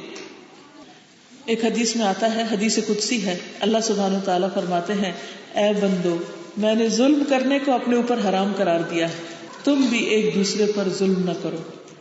یعنی اللہ بندوں پر ظلم نہیں کرتا, تو اللہ کے بندوں کو بھی زیب نہیں دیتا کہ وہ بندوں پر ظلم کریں, زیادتی کریں, یا کسی جانور پر یا کسی بھی مخلوق پر. ایک اور چیز جس کا خیال رکھنا وہ یہ کہ غصے کی حالت میں فیصلے نہیں کرنے, کوئی ڈیسیژن نہیں لینا. آپ بتائیے عام طور پر غصے میں ہم کیا کیا فیصلے کر رہے ہوتے ہیں؟ تعلق قطع کرتے, قسم کھا لیتے آج کے بعد میری اس سے کٹی, میں نے اس سے بات ہی نہیں کرنی. یہ بھی غصے میں ہوتا ہے فیصلہ. قطع تعلق حرام ہے. اور کیا کرتے ہیں, اور کیسے فیصلے کرتے ہیں؟ مثلا غصے کی حالت میں کون کون سے فیصلے کیے جاتے ہیں, ڈیسیژن میکنگ کیا ہوتی؟ مثلا طلاق دینا, یہ بھی ایک ڈیسیژن ہوتا ہے. اور اپنی جائیداد بیچ دینا, یعنی گھر بچوں سے لڑے ہیں تو کہا کہ میں نے تو ان کو کوئی حصہ دینا ہی نہیں, جا کے سائن کر دی اور پراپرٹی بیچ کے پیسے کہیں ادھر ادھر کر دی کہ ان کو محروم کرنا ہے. تو اس سے سخت منع کیا گیا ہے. اور کیا کرتے ہیں لوگ غصے میں؟ اب اس پہ غور کیجئے گا جب آپ گھر جائیں نا, جب کوئی ڈیسیژن لینے لگے, یہ کام کرنا ہے یا نہیں, اس کو یہ دینا ہے یا نہیں, اس سے ملنا ہے یا نہیں, اس جگہ پہ جانا ہے یا نہیں, تو سوچے کہ میں کیوں کر رہی ہوں, کس نیت سے, کس انفلوئنس کے تحت. اچھا انفلوئنس ہے مجھ پہ یا برا انفلوئنس ہے؟ بعض عورتیں گھر چھوڑ کے چلی جاتی, ہم نے اس گھر میں ہی نہیں رہنا. بعض مرد غصے میں بیوی کو کک آؤٹ کر دیتے ہیں. کئی میں نے ایسے واقعات سنے کہ جس میں مردوں نے آدھی رات میں غصے میں بیوی کو گھر سے باہر نکال دیا. کدھر جائے وہ تمہاری عزت ہے, تمہارے بچوں کی ماں ہے, غصے میں آ کر یہ کر رہے ہو, کیا خدا کو جواب نہیں دینا؟ اور پھر بعد میں پچھتاتے, لیکن وہ تو جو ہو گیا ہو گیا. اس طرح کی حرکتیں بھی نہیں کرنی چاہیے, ایکسٹریم کیسز ہیں یہ. پھر غصے کی حالت میں فیصلہ نہیں کرنا چاہیے. دو لوگ اگر لڑ کے آ رہے ہیں آپ کے پاس, جیسے بچے ہیں نا گھر میں, تو کیا ہوتا ہے بچے آپس میں لڑتے ہیں اور آپ دیکھ رہے ہیں اور آپ کو بہت غصہ آتا ہے. اچھا وہ آتے ہیں لڑ کے کہ ماما اس نے میرے ساتھ یہ کیا, اس نے وہ کیا, وہ ایک دوسرے پہ الزام لگانے لگتے ہیں. عام طور پہ آپ کیا کرتے ہیں؟ ایک اس کو لگاتے, ایک اس کو لگاتے, جاؤ یہاں سے. کبھی اس کی چیز کھینچ کے اس کو پکڑا دیتے ہیں. تو غصے کی حالت میں ایکشن نہیں لینا چاہیے, ڈیسیژن نہیں لینا چاہیے, تھوڑا سا رک جانا چاہیے, پاز کر لینا چاہیے کہ ابھی کرتی ہوں, ذرا سا رک جاؤں. اس وقت جو ڈیسیژن میکنگ ہوتی ہے وہ بے انصافی والی ہوتی ہے, اس میں جسٹس نہیں ہوتا. بعض لوگ جانوروں پہ غصہ نکالتے ہیں. آپ نے دیکھا ہوگا کہ غصہ بیوی پر ہے اور آ کے تو وہ مار رہے ہیں اپنے گھوڑے کو, یا بیوی کو غصہ شوہر پہ اور مار رہی ہے بچوں کو, ان کی شامت آئی بھی. یہ بھی نہیں ہونا چاہیے. ان معصوموں کا کیا قصور؟ وہ بعض اوقات کہتے ہیں ہمیں یہ بھی نہیں سمجھ آ رہی آپ مار کیوں رہے ہیں. اگر یہ یاد رہے نا کہ غصے کے وقت شیطان آپ کا کنٹرول لے لیتا ہے, تو پھر آپ کا ریئیکشن فرق ہو جائے گا کہ میں نے اس کو نہیں اپنی زندگی میں حاوی ہونے دینا. اب یہ ہے کہ کرنا یہ چاہیے کہ سب سے پہلے اعوذ باللہ من الشیطان الرجیم پڑھنا چاہیے. کھڑا ہو تو بیٹھ جائے, بیٹھا ہو تو لیٹ جائے, کیونکہ ظاہری حالت کے چینج سے اندر کا حال بھی بدلتا ہے. روم میں باہر نکل جائے, ہسبینڈ وائف کی آرگیومنٹ شروع ہوئی, وہاں سے ہٹ جائے. رونا آ رہا ہے اور غصہ آ رہا ہے, آپ نکل جائیں, واش روم میں چلے جائیں, پانی ڈالیں منہ پہ خوب, رو لیں تھوڑا سا, پھر باہر آ گئے, ٹھیک ٹھاک ہو جائے. وہ جو طوفان آیا وہ ٹل جائے گا اور اس وقت غصہ بھی بھول جائے گا.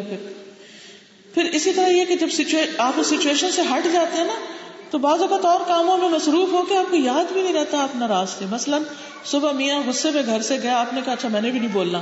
شام کو آئے تو آپ بھولے ہوئے تھے کہ اچھا میں نے تو کہا تھا میں نے بولنا نہیں. تھوڑی بول بال کے تھوڑی دیر بعد یاد ہے, وہ میں نے تو کہا تھا میں نے بولنا نہیں تھا. پھر کیا ہوا؟ کیونکہ یہ ہوتا ہے کہ اگر انسان تھوڑا اپنے آپ کو ٹائم دے دے نا تو غصے سے باہر آ جاتا ہے, پھر ہر چیز ویسی ہو جاتی ہے. ابن عباس سے مروی ہے رسول اللہ صلی اللہ علیہ وسلم نے فرمایا لوگوں کو علم سکھاؤ، آسانیاں پیدا کرو، مشکلات پیدا نہ کرو، اور 3 مرتبہ فرمایا کہ تم میں سے کسی کو غصہ آئے تو خاموشی اختیار کر لو. خاص طور پر ٹیچر، استاد کو جب طالب علم مثلا سبق یاد نہ کرے، الٹے پلٹے سوال کرے، ڈسٹربنس کریٹ کرے، تو اس موقع پر صبر و تحمل سے کام لینا چاہیے اور اپنے آپ کو کنٹرول کر لینا چاہیے. اور اس کا طریقہ کیا ہے؟ تھوڑی دیر خاموشی اختیار کر لیں. جب خاموشی اختیار کرے گا تو طالب علم کو سمجھ آ جائے گی کہ میں نے غلط کیا ہے. لیکن اگر وہ اس وقت بولنا شروع کر دے گا تو وہ اپنی انسلٹ فیل کرے گا سب کے سامنے، اور اس خاموشی کی حالت میں ذکر شروع کر دے. وَإِمَّا يَنزَغَنَّكَ مِنَ الشَّيْطَانِ نَزْغٌ فَاسْتَعِذْ بِاللَّهِ إِنَّهُ سَمِيعٌ عَلِيمٌ. اگر کبھی شیطان کی طرف سے کوئی اکساہٹ محسوس بھی ہو، وہ تمہیں غصہ نکالنے کو ابھارے، تو اللہ کی پناہ طلب کرو کہ اللہ مجھے شیطان کے اس سے نکال کے اپنے کنٹرول میں لے لو. بے شک وہ سب کچھ سننے والا، جاننے والا ہے. رسول اللہ صلی اللہ علیہ وسلم نے فرمایا جب آدمی کو غصہ آ جائے تو کہے اعوذ باللہ، اس سے اس کا غصہ ختم ہونے لگے گا. تجربہ تو کر کے دیکھیں. اعوذ باللہ، اللہ میں تیری پناہ میں آ رہا ہوں. یعنی صرف زبان سے نہیں کہیں بلکہ دل سے بھی کہیں. اللہ کا ذکر غصے کی حالت میں انسان بھول جاتا ہے. قرآن مجید میں آتا ہے وَاذْكُرْ رَبَّكَ إِذَا نَسِيتَ، اپنے رب کو یاد کرو جب تم بھول جاؤ. تو اکرمہ کہتے ہیں اس کا مطلب ہے جب تم غصے میں آ جاؤ، کیونکہ غصے میں انسان جیسے انہوں نے کہا نا کہ بھول جاتے ہیں کہ ذکر بھی کرنا تھا یا کوئی علاج بھی کرنا تھا. تو اللہ سبحانہ و تعالیٰ کہتا ہے نہیں، یاد رکھو. ایک دفعہ بھول کے آئندہ یاد رکھنا. پھر اسی طرح انسان کو عام حالات میں بھی دعا کرنی چاہیے کہ یا اللہ تو میرے غصے کو دور کر دے مجھ سے، اور ناروا غصہ دور کر دے. اور یہ غصہ صرف وہاں استعمال اور اتنا ہی ہو جتنا تو پسند کرتا ہے، کیونکہ کسی مقصد کے لیے آتا ہے نا وہ بھی. اور خاص طور پر اچھے اخلاق کی دعا کرنی چاہیے. وَاهْدِنِي لِأَحْسَنِ الْأَخْلَاقِ لَا يَهْدِي لِأَحْسَنِهَا إِلَّا أَنْتَ وَاصْرِفْ عَنِّي سَيِّئَهَا لَا يَصْرِفُ عَنِّي سَيِّئَهَا إِلَّا أَنْتَ. یہ صحیح مسلم کی دعا ہے. یہ جو قرآنی اور مسنون دعائیں نا اس کے اندر یہ لکھی ہوئی ہے کہ اللہ مجھے اچھا اخلاق دے، اور تیرے سوا کوئی بھی اچھا اخلاق مجھے نہیں دے سکتا.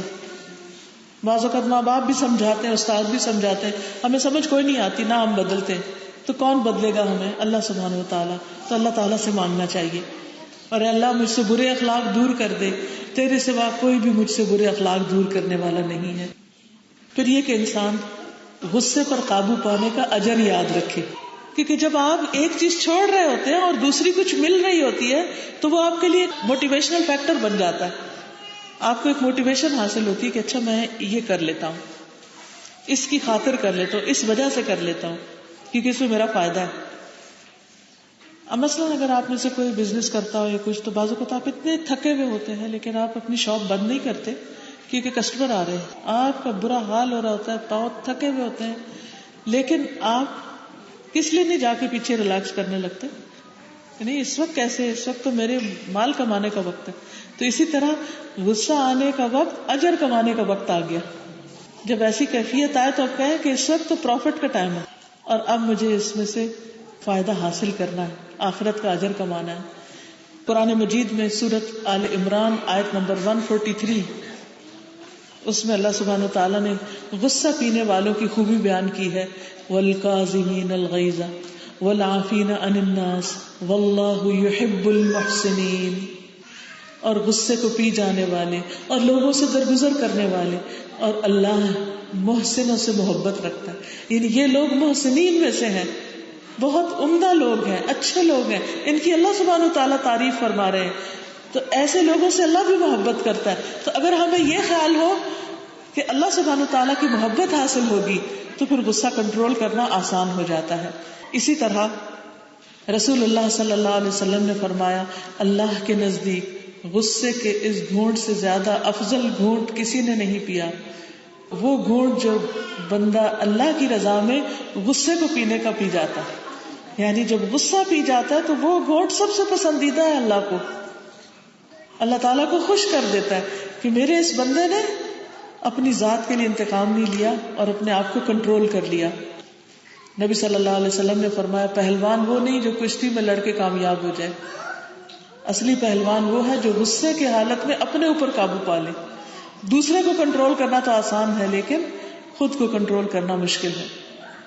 اور پھر یہ کہ قیامت کے دن بہترین اجر ہے اس شخص کے لیے جو غصے کو کنٹرول کر لے. رسول اللہ صلی اللہ علیہ وسلم نے فرمایا جو آدمی اپنے غصے کو نافذ کرنے کے باوجود پی گیا، اللہ تعالیٰ قیامت کے دن اس کے دل کو امیدوں سے بھر دے گا. یعنی اس کو اپنی نجات کی، اپنی عاقبت کی، اپنی آخرت کی اچھی امیدیں ہوں گی اللہ سبحانہ وتعالیٰ سے، اور اللہ سبحانہ وتعالیٰ اسے معاف فرما دے گا، اسے اس دن خوف اور گھبراہٹ سے نجات دے گا. تو انشاءاللہ جب غصے کو کنٹرول کرنے کا ہمیں فائدہ نظر آئے گا تو ہم ضرور اس پہ قابو پانے کی کوشش کریں گے. اللہ تعالیٰ سے دعا ہے کہ وہ ہمیں اس کی توفیق عطا فرمائے. وآخر دعوانا ان الحمد للہ رب العالمین.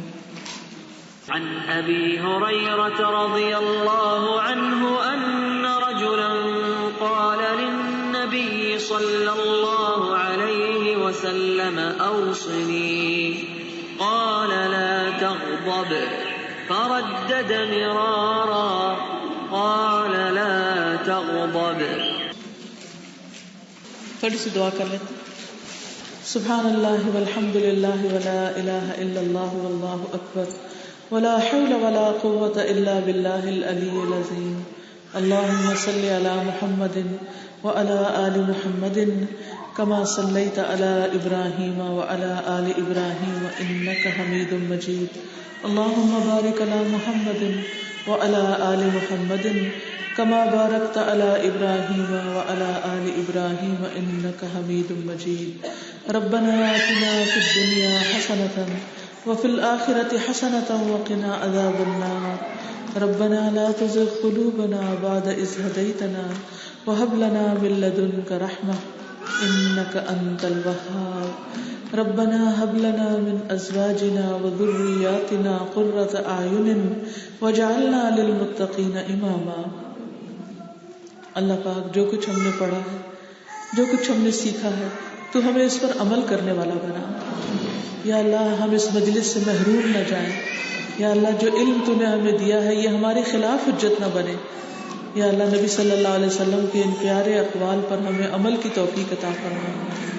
یا اللہ تو ہمیں ہمت اور ایمان کی قوت نصیب فرما کہ ہم اپنی برائیوں پر قابو پا سکیں.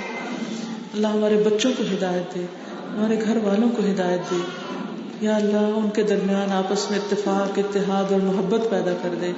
اللہ ہمیں صحیح چیزوں کی طرف لے جا، صحیح راستے دکھا، صحیح کام کی توفیق عطا فرما. یا رب العالمین ہمیں خیر اور بھلائی کے بہترین کام کرنے کی توفیق دے دے. یا حی یا قیوم برحمتک استغیث لا الہ الا انت سبحانک انی کنت من الظالمین. اللہ تمام بیماروں کو صحت عطا فرما. یا اللہ ہماری زندگی ضائع ہونے سے بچا، صحت اور تندرستی کے ساتھ اپنی بہترین عبادت کی توفیق عطا فرما. رب اعنی علی ذکرک و شکرک و حسن عبادتک. یا رب العالمین ہمیں قرآن مجید کو پڑھنے اور سمجھنے اور عمل کرنے کی توفیق دے. یا رب العالمین ہمیں نبی صلی اللہ علیہ وسلم کا حق ادا کرنے کی توفیق دے اور آپ کی سنت پر چلنے والا بنا. یا اللہ ہمارے برے اخلاق ہم سے دور کر دے، ہمارے اندر نرمی پیدا کر دے. یا اللہ تم ہمارے بچوں کو ہدایت دے. یا اللہ انہیں ہماری نسلوں کو ایمان پر قائم رکھنا. اللہ تو ہمیں بہترین سے بہترین کاموں کی توفیق عطا فرمانا. ربنا تقبل منا انک انت السمیع العلیم وتب علینا انک انت التواب الرحیم. یا اللہ پاک جنہوں نے اس مجلس کا اہتمام کیا ہے، یہ ہال بک کرایا ہے، سارے انتظامات کیے ہیں، انہیں، ان کے گھر والوں کو اور ان کے ساتھیوں کو بہترین جزائے خیر عطا فرما. اللہ انہیں اس کا بہترین بدلہ عطا فرما اور اس مجلس کو ان کے حق میں صدقہ جاریہ بنا دے.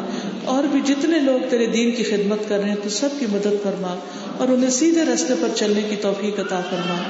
اللہ قیامت کے دن ہم سب کے لیے نور کو تمام کر دینا اور مسلمانوں کے دلوں میں آپس میں اتفاق اور محبت پیدا کر دے. ربنا تقبل منا انک انت السمیع العلیم وتب علینا انک انت التواب الرحیم. وصلی اللہ تعالی علی خیر خلقہ محمد وعلی آلہ واصحابہ واہل بیتہ اجمعین برحمتک یا ارحم الراحمین. الہی آمین. سبحانك اللهم وبحمدك اشهد ان لا اله الا انت استغفرك واتوب اليك. السلام علیکم ورحمۃ اللہ وبرکاتہ.